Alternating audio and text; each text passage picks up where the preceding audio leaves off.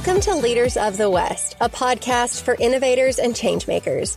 I'm your host, Jessie Jarvis, the founder of the West, and I'm sitting down with agriculturalists, entrepreneurs, executives, and everyone in between with the goal of digging into the strategies, mindsets, and lessons that have been crucial to the success of ag and Western.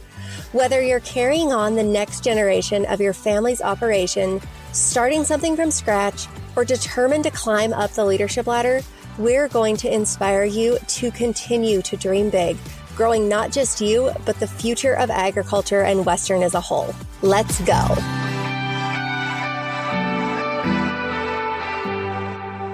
Welcome to today's episode of Leaders of the West. Today, we are sitting down with the one and only Tara Vander Dussen. And I am so excited, you guys. She is a wealth of information and knowledge, and she is someone who I am consistently inspired by in her career journey. And so I'm really excited for her to get to share that with you guys and hopefully inspire some of you who feel like you are on the right path, but also not at the same time. So Tara, can we get started by having you tell us a little bit about your career journey and then your background as a dairy farmer? Yeah. So my career journey, I'm excited actually to talk with you about this today because it has been a journey, and where I have ended up now is probably not what I would have expected when I graduated from college. So yeah, I'm a fifth generation dairy farmer, and I grew up on my family's dairy in New Mexico. So born and raised in New Mexico in the Southwest. Went away to college to get my degree in environmental science. And while I was there, I started dating my husband, who is actually a dairy farmer just down the road from my parents. So when I graduated, I moved back, got married to him, and moved on to his family farm. And that's where we currently are still at. We dairy farm with his parents and several of his brothers and their families.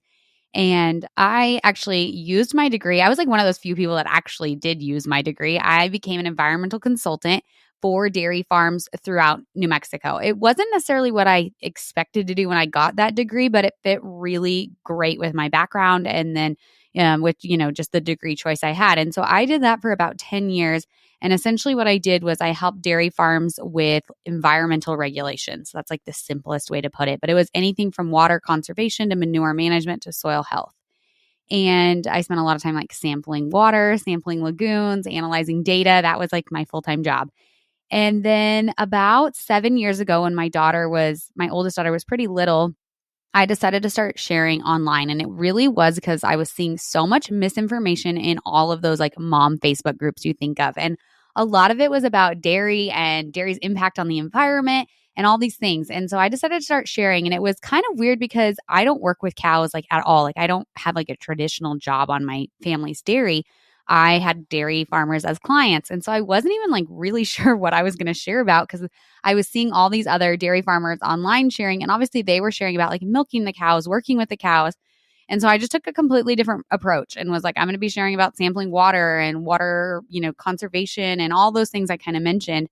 And then it has obviously evolved and grown into what we have now. And I actually over 2 years ago left my job as an environmental consultant to just full-time pursue kind of I never know what to call it, content creation, social media, entrepreneur, not really sure. I still do some environmental work. I actually spent this morning sampling all morning with my husband on our farm. So I still get to do some of that stuff, but I'd spend a lot more time on social media, doing speaking engagements, and then my favorite, just probably you're finding out, podcasting. I podcast with my co-host, Natalie, and it is incredible. I absolutely love to do it. Well, that is perfect. So I want to back up real quick because you grew up on a dairy. Your husband was just down the road. He's in a dairy. You did sampling for dairies. But is that what then drew you to a career in environmental science? Or did you did you know that you were going to be in environmental science and work in the dairy industry? Or is it just happenstance? Yeah, such a good question. Actually, I was one of those people that changed my major 9 times in college. And my parents had one rule. I was there on an academic scholarship. I went out of state to the University of Arizona, and my parents were you have to finish in 4. That was when my scholarship, it was a 4-year scholarship. And so changing your major that many times and still finishing in 4 was somewhat of a challenge, but I accomplished it. I always was in the science space. I just didn't know exactly what I wanted to do. And I took one environmental class that's kind of I don't think it was a gen ed. It was a gen ed for agriculture majors kind of. And I absolutely fell in love with it. At the same time, my dad was a part of a group who was trying to write new regulations for New Mexico's dairy environmental policy. So basically, so dairy farmers would know exactly what was expected of them for different requirements. And I went to some of those meetings probably my sophomore year. And I just remember being like, you guys want the same thing. You both want to protect groundwater. You want to protect soil health, but you guys are not talking the same language. You're coming at it as very opposing arguments, even though you want the same thing. And so obviously very formative years in my career. So I don't know. I feel like the seed was planted then that I would come back and kind of be that liaison. And that's exactly what I was. It was a liaison between my clients, the dairy farmers, and their regulators at the state and federal level.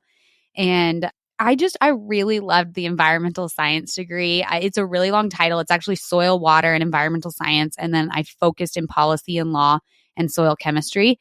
And just if you listen to all those words, there was a lot going on. And if I think now, looking at it, obviously I'm a very multifaceted person with lots of interests. So I loved that we were doing law some days and we were doing, soil chemistry another day. And it was just all encompassing. For a while, I did think I would take my degree and actually go to law school so I took my LSAT and all of that. And there is not a law school in rural New Mexico. So I had to make some tough choices once I graduated. And I can't tell you how glad I am that I did not go to law school and that I started working and just pursuing my career, pursuing my passions. I'm exactly where I'm supposed to be. So you talked a little bit about it, but for those who maybe aren't super familiar with environmental science and environmental scientists, what exactly did you do? So you talked about being a liaison between your clients and, the government, state, and the federal level. Is that the traditional route of an environmental science, or kind of paint us a picture? Yeah. So when I got my degree, I remember some of my girlfriends in college being like, I don't know what you're going to do with that. And it's so funny now, 15 years later, lots of companies have an environmental scientist either on staff or hire a consultant. There's tons of industries that need an environmental consultant. So post college, I remember jobs, you could have gone and worked for a big company out of Dallas or lots of places. Dallas was kind of obviously in the Southwest, kind of where I wanted to be. But you could have worked for a company that, did consulting for, you could have done oil and gas. You could have done, pretty much everything I feel needs an environmental scientist. I know a lot of people did park service. There's tons of different options, whether logging, mining. I went to school in Arizona where mining is huge, and they have a lot of my degree work was in how to use the dirt you pull out of the mine and what to do with that. How do we make sure that we turn that dirt into something useful, be able to grow plants on it again. A lot of environmental science is involved in wastewater treatment plants. Not everyone's favorite topic, but obviously something that is needed everywhere in the country. And so a lot of work there. And so it was all over the place. You could do a ton of different things. And I think that's why the degree path was as broad as it was, is because they wanted to give you kind of a taste of a few different things so that when you got to the next level, you could take that and kind of run with it. And so for me in the dairy space, it was representing, like I said, clients and sampling their water. So making sure they're protecting groundwater, making sure they're not over applying nutrients onto their crops.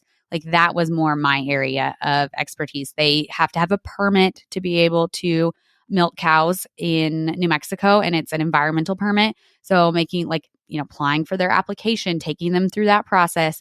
And then working with NRCS too, I filled out a ton of EQIP applications for my clients, help walk them through the EQIP process at NRCS and getting them funding for different environmental projects. And so kind of that was the direction I took with it. So I feel like for people who maybe know you but don't know as much of you on the career side of things, I don't necessarily think it's far off when I say that people probably don't envision you as an environmental scientist. And that's not because you are a woman, but it's just because with all that you do when it comes to sharing online, co-hosting your podcast, speaking, which you haven't talked about yet, but that is something that you are also really well known for. That is really, really inspiring because you are using your degree to do all of that, but not in the traditional route. So how did you make that move from the traditional career path to what your career looks like now? Yeah, that's such a good question. And it's funny, when I made that transition, I felt a ton of imposter syndrome and just felt like I was like giving up what I had like worked really hard for, right? Like I kept telling my husband, like, I'm not like, I won't be an environmental consultant anymore if I quit my job. And he was like, just because you change career paths doesn't mean like it discounts, your 10 years of work in that field. And so I had a ton of like, I really, really struggled with leaving my job, but it's crazy how much of your life's journey like leads you to where you are now, even though it may be something unrelated, completely different.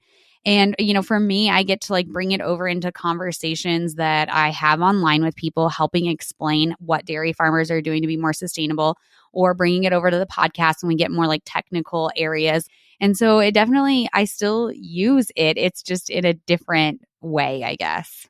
Well, and one of the things, like I alluded to earlier, and you haven't talked about, but I'm going to get you to talk about that, is your speaking career. So one of the Yes. things that I think that you really stand out about is how much factual knowledge you bring to the table because of that experience and that, sector of your education, if you will. So can you tell us a little bit about how you got started in your speaking career? And will you also mention a few of your speaking accolades, because you've got plenty? Yeah. So I feel like when you first start sharing online, this was my experience, but I think it's similar for a lot of people. You really have no idea where it's going to take you or what's going to happen or like the doors it's going to open. And I feel like you kind of just start becoming like a yes woman, like just saying yes to different opportunities and figuring out what you even like or where you want to go with things. And I remember the first time I spoke, I was like, this is it. Like, this is what I want to do. I want to get on stage. I want to engage with people. I want to have that time after you get off stage where people come up and they're asking you questions and you're just very like, it's very engaging in conversation. And I fell in love with it. I take a very fact-based approach to all of my sharing, whether that's speaking or on social media. And I mean, in a lot of ways, I think it served me. In other ways, sometimes I have to remind myself to be like more relatable and less fact based, like where I just share the information. But no, I do really love to speak, and it has opened up some really cool doors in that way. I've gotten to speak at the Forbes Ag Tech Summit, which was really cool. They wrote up an article about the panel I was on and talked about dairy farming in Forbes, which just felt like so, I don't know, really powerful that like you got to bring dairy farming to people reading a magazine like Forbes. I got to be on a panel at the UN FAO, so the Food and Agriculture Organization, on food security. And I recently went to the UN again. I did not speak, but was kind of in the background of the negotiations for gender equality in the agri-food system. So really cool work as far as like women getting to like own property, own livestock, apply for farm loans. We think about gender equality, I think, in the United States as something completely different than what it is in developing nations or in other countries that maybe have different religious views about women. It really has been cool to be a part of that. Like, I'm always so honored to just be included in being able to go there, attend things. And again, it was just something I never would have known I loved had I not just like given it a shot and realized public speaking is my jam. Well, one of the things that you alluded to is that you are a facts-based person, which I love about you, because at the end of the day, science is rooted in facts. And I actually feel like that's one of the reasons that you are so successful at what you do, is because you present the facts, but in a way that people can relate to them and understand. And that's something that I feel like not everybody has a really good pulse on. So can you tell us a little bit about how you've developed that strategy of how you bring relatability and facts and kind of mix them together as one? Yeah, I think with social media, one of the great things is we get to show people while we tell them, and showing people can be, there's that saying, right? Like a picture's worth 1,000 words, but you can really like take them along then on like what's going on. Like one of my favorite posts that I did, and I think it sums up how I approach a lot of posts, is take a really, really complicated process and try to break it down in a very bite-sized piece. Like I always tell people, I know there's a lot to talk about in ag, but you have 365 days a year and multiple years of sharing. Like this is a marathon. Like you don't have to share everything in a single post. You can really hone in on one piece. And so, for example, at one point, I remember there were so many things about like cows being fed corn. Like I feel like it was like the cowspiracy kind of point in our lives where that was going around. And I just took a picture of corn silage and put it next to like a corn on the cob. And I was like, people think we're like feeding a cow a corn on the cob when in reality, like corn silage is a big part of their diet. And that visual component, like it wasn't even that I gave any facts about corn silage or whether it was good for cows or not, for people to just look at it and see like, wow, corn silage kind of looks like a salad, not like a corn on the cob. It opened up a lot of conversation. And then from there, I think is listening to the questions and comments I get and figuring out what they're rooted in. Like, what are people really misunderstanding and how can I set the record straight on that? And then it's also evolved into the fact now, people kind of know me for debunking. So they'll send me stuff and ask to debunk. And if I get a video a couple times, I'm like, oh, I probably need to address that. Like that's obviously coming up for people in their feeds or in their news or whatever it is. So being inspired by the people that are kind of like a part of my community and seeing, what are they asking me and then breaking it down into those very small components. Well, and I think you make such a good point about the analogy, right? Like how silage looks like a salad, right? When people know that Yes. salad is healthy for them. So then when they see it in that frame, they're like, oh, wait a minute. Now I get it. And I love analogies for that same reason of when it comes to feedlots, I always try to explain them as like the cafeteria at school. Because can you imagine if there wasn't a cafeteria and your kid was supposed to eat lunch and they were going to run around and play and do all the things? Parents are like, no, the cafeteria serves a very important purpose, right? Well, that's the same as a feedlot or, a bunk or whatever it is. And then they're like, oh, I get that.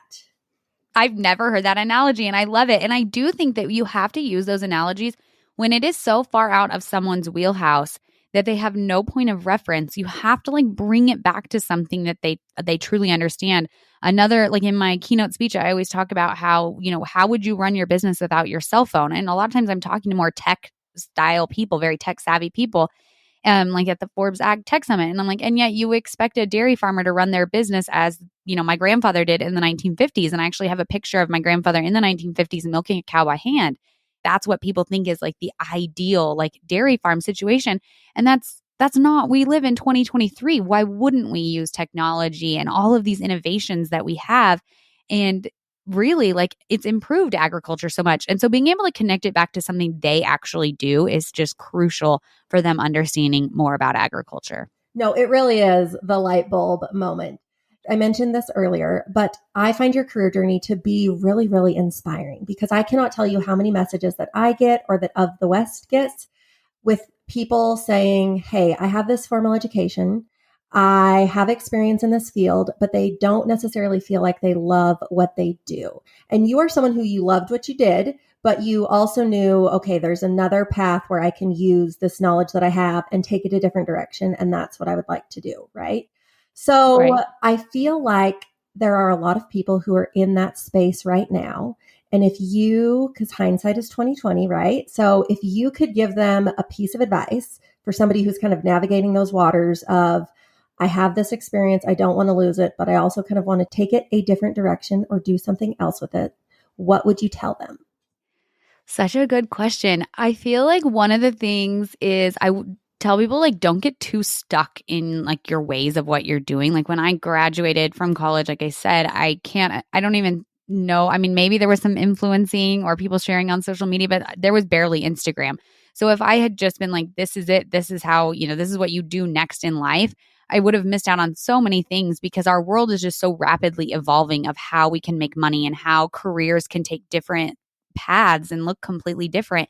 And so like keep that in mind that like as things are evolving, like it's okay to evolve with the changing times with your career because it just, again, it brings you to places that you never expected. And then I think it's also leaning into what you actually do. Like if I had started sharing online and been like, okay, well, all the other dairy farmers I'm seeing online share about animal health, that's what I need to do. That would have never worked for me. Like, and so I remember being so self-conscious about sharing because I was like, I still to this day don't know what to call myself on social media because I'm like, I'm not technically a dairy farmer, but if you are someone from the city and you see my page, you're going to be like, this girl's a dairy farmer. Why isn't she telling anyone she's a dairy farmer? And so don't get like wrapped up in like what everyone else is doing or how you don't fit some mold because the mold I didn't fit, like I don't work with cows. I don't want to share about animal welfare. I wanted to share about sustainability. And like long and behold, now, 7 years later, sustainability and, climate change and cattle's, impact on the environment is like what we're all talking about. And so the fact that I leaned into what kind of like was my unique experience, I think is what drove my success online. And I think that's really similar, whether you're sharing online or pursuing some other career path. Like what is unique to you is what's really going to drive your career forward, because it's at your core, like what sets you apart and makes you different than like the other people who may be in a similar situation. So if you love what you do, or even if you just like what you do, but you know you're being called in a different direction, like it's okay to like leave behind what doesn't serve you and bring along what does. So for me, I loved the science. I loved the facts. I brought that along.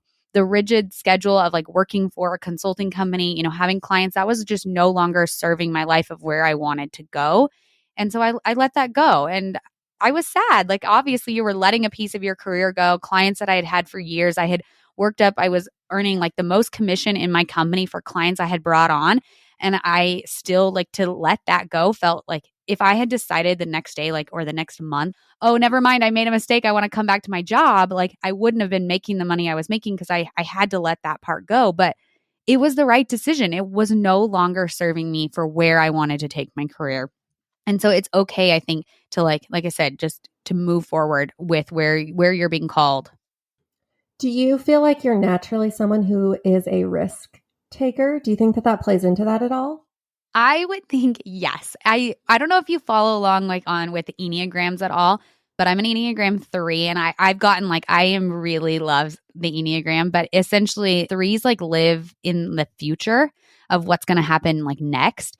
And so I don't know if it's risk or just that I'm always like, what's happening next? Like, what are we doing next? Like, I have a hard time celebrating wins because as soon as I hit it, it's like, what's next for me?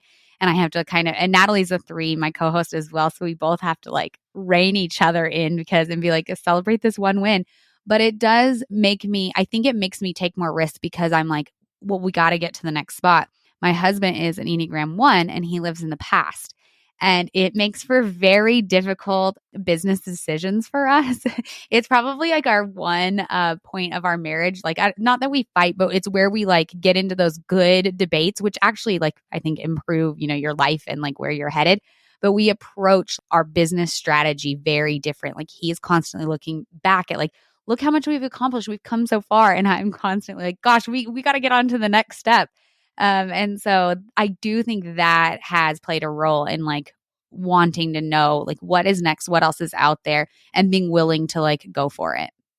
I love that. So you mentioned Discover Ag. Let's talk a little bit about that, because obviously the listeners that are tuning in now are podcasters, and you guys have a very, very, actually, let's just call it wildly successful podcast called Discover Ag. Tell us a little bit about it. For those, I'm sure everybody knows about it, but if somebody happens to not know about it, now they have the opportunity to.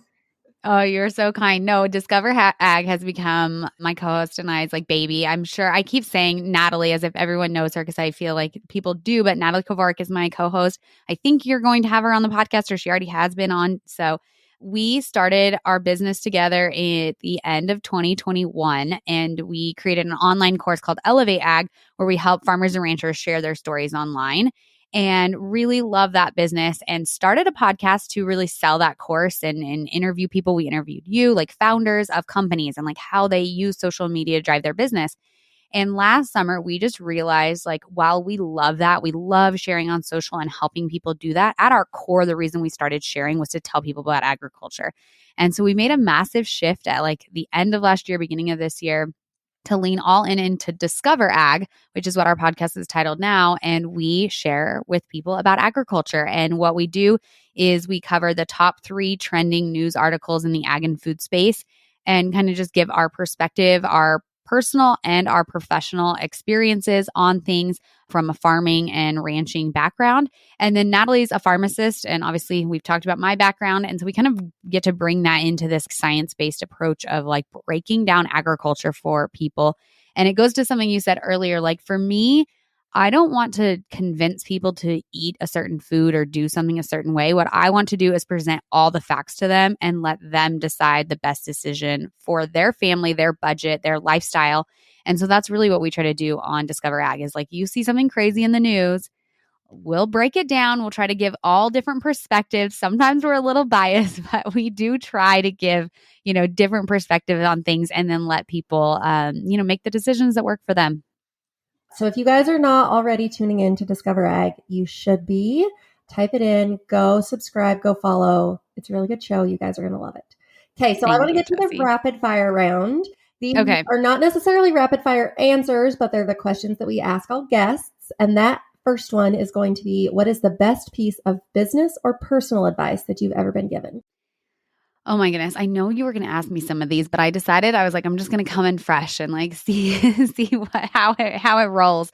No, the best piece of business advice or personal advice I've gotten is probably about the change. Kind of what I was saying, like that if I like there was no even Instagram influencers when I, graduated. It's the changing piece. Like don't get too stuck in your ways. Be willing to change, adapt. I even think about it in the form of, Instagram. I remember when Reels came out, I was like, no, I don't want to do it. And like now almost everything I share is Reels. Like just embrace change sometimes and see where it takes you. And it kind of goes to even like how I said, like saying yes to public speaking, like just be willing to try some new things, do something new and like figure out what you really love.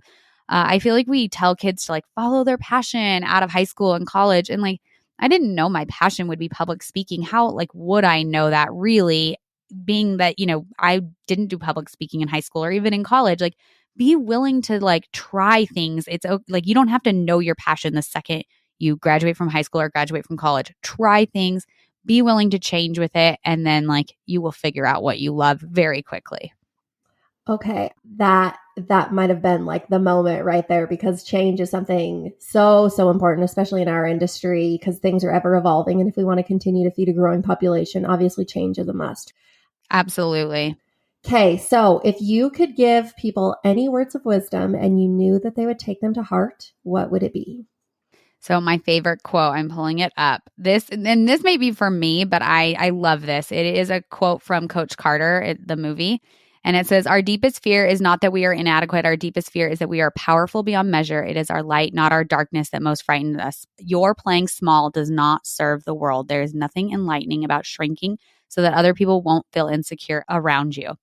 And I think that is my thing. Like shine, be who you want to be as big as you want, take up the space you want in the world, because really incredible things will come from that. Like your voice is needed. What you have to offer the world is needed. And so that'd be my biggest piece of advice is be you, be as big and loud and incredible as you want to be. Oh, that is a good one. We're definitely going to have to cut that one out and make it a quote card that people can share, because that is a powerful one. Yes, it's so good. Final question. If you could go to dinner with anyone, dead or alive, who would it be?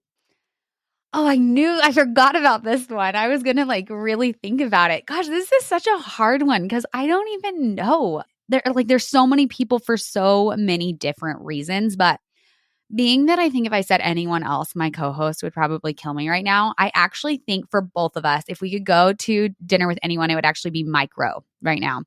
We love his podcast. We love his TV show. If you know about Discover Ag, actually behind the scenes, we've been working on a docuseries that would pair with the podcast that would take people out on farms. We've filmed one episode and we're getting ready to film the second episode in Montana.